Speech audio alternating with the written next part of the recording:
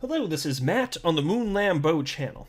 Congress could pass a law that would end the Ripple lawsuit, just put a complete stop to all of this ass-hattery that's been going on over at the SEC.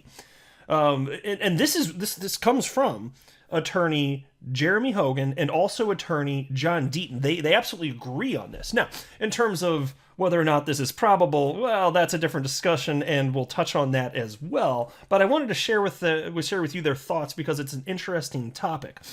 Also, there's a speech, and technically this is dated November 4th, 2021. I don't recall ever seeing this, but today, SEC Supreme Leader and Dictator Kim Jong-Gary, he shared the link to this speech all up on the Twitters with some comments which have been heavily critiqued. And I want to share that with you as well. In fact, Ripple's general counsel, Stuart Alder, I think this is his title, Stuart Alderati, though, lawyer for decades, he had some choice words about what Gary Gensler's approach has been, and it's not pretty. So anyway, plenty to speak about in this latest Moon Lambeau Hot Jam. But before going further, I do want to be clear, I do not have a legal or financial background of any kind.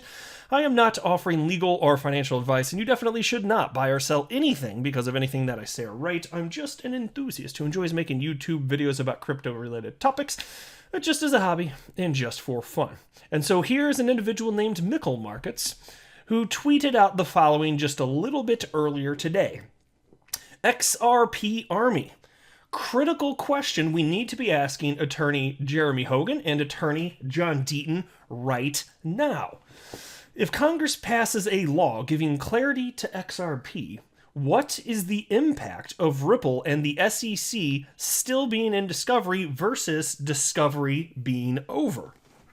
By the way, for those of you that missed out, and I'm not going to get into all the specifics, I made a separate video about this, but the lawsuit's been freaking extended again by 41 freaking days, and it's the expert discovery portion that's getting stretched out here, and it has to do with the pandemic. I'll just leave it at that. I already went rather in depth in that, but for those of you that missed it, it's worth mentioning that discovery is going to go on a bit longer. The last date we had was supposed to be January 19th, but now it's February 28th.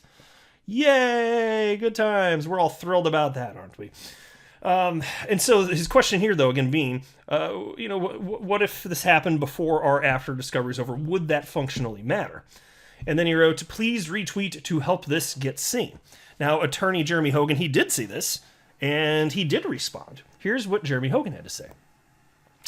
Congress can pass a law retroactively, and it would end the case, but that is very rare. More likely, new legislation would be proactive only and clarify sales of XRP from that point forward. That likely means relisting, etc., and John Deaton is out of the case and satisfied. Yeah, exactly. Thered be no point for John Deaton to do anything further from a legal perspective, which would be awesome. That's what he wants. That's what we all want, so we would love that. And frankly, even if it's just, proactive, all XRP sales moving forward, meaning that Ripple may still end up having to pay some sort of fine with the SEC, whether it's through settlement or if they're found to have actually done something wrong. Okay, fine. If we have that clarity moving forward, I'm still thrilled personally. I would not freaking care at that point. And look, I'm a fan of Ripple. I'm just saying, what I care about specifically is XRP moving forward, getting relisted on exchanges in the United States, all that jazz. That's of paramount importance to me. That's more important to me, specifically. But I don't want Ripple to get the shaft just because there's a bunch of asshats over at the SEC being pricks. And they are being pricks. They're asshat pricks, basically. And so it's a good question. It's a good question. And then Jeremy Hogan also wrote the following. Also, the timing wouldn't matter after or before discovery as long as the legislation is passed before a final judgment is entered. And so, look, this is also why I've been talking about the importance of this quite a bit. Like, we do need additional lobbying because, look, Congress, they really have the control over this. Like, that's the point you got to get to, and that's what's worth understanding, which is why John Deaton's Connect to Congress that he's running on his crypto law website, it's crucial. And it is having a rather dramatic impact. And you may think that you're just one person, your voice never gets heard. You got to understand that most people will never write to Congress. If you're the tiny percentage of humans that actually does that, your voice is going to be amplified. Seriously, don't think that your one letter, just you being one person, don't think that doesn't matter. Oh, hell no. It's the squeaky wheel that gets the grease, as they say, right? That's exactly right. It's the same here as well. So lobbying it's going to be increasing, clearly. Even Coinbase has been putting way more money into lobbying for crypto just in general, and that can have a profound impact. That's where we really need to have a stronger focus. Now, here's what Attorney John Deaton had to say on this, because he did respond as well. And he wrote, Congress could pass a law effectively ending the lawsuit. The chances of a bill passing the House and the Senate this calendar year is slim to none. I hope I'm proven wrong. I doubt they can even get a vote on the floor. It's why we must get rid of all the anti-crypto politicians. Golf clap for that one. Amen. Yes, let's get rid of all the idiots, that the politicians that are against crypto, if we could. I would love for that to be the case. It's just complete nonsense. Because I'll tell you what, you fast forward a few decades, the idea of being against crypto is going to look just as stupid as if you were against the internet. Because you can have the free flow of ideas, and that could be very dangerous, right? It's just as freaking stupid. Now, an XRP community member named Dictator Know-It-All jumped in and responded to John Deaton and wrote the following. In no way do I want to see the SEC get a get-out-of-jail-free card. This is what the discovery extension is about. John Deaton, are you not able to ask the judge to reject the extension request?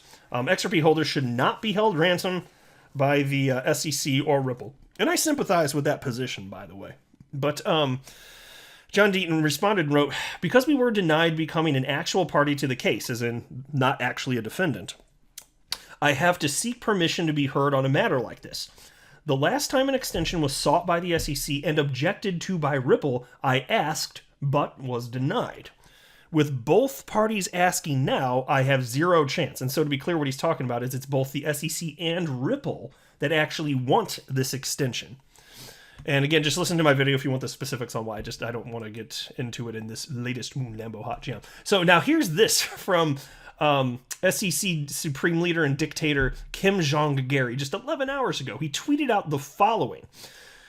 Enforcement is one of the fundamental pillars in achieving the SEC's mission. One pillar is the policy framework, the laws set by Congress, and the rules enacted by the Commission. But you've also got to examine against those laws and rules and enforce those rules. And check out, you gotta love this part. He was roasted for this next part. Check this out. All over Twitter. Anyway, he wrote, imagine a football game without referees.